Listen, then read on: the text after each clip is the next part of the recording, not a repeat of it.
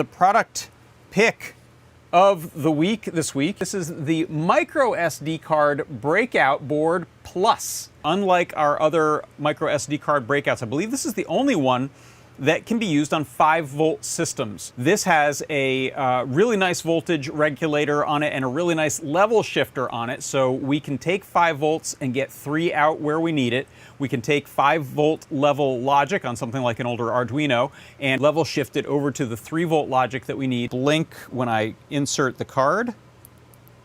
So you can see it read the card there. So you can see in my REPL there, when I inserted that card, I read the contents of it and printed it out. And then I have a series of very small bitmap icons on here, and I'm just using the buttons on the clue to read those off of the card and display them. That right there is my product pick of the week this week. It is the MicroSD card Breakout board Plus.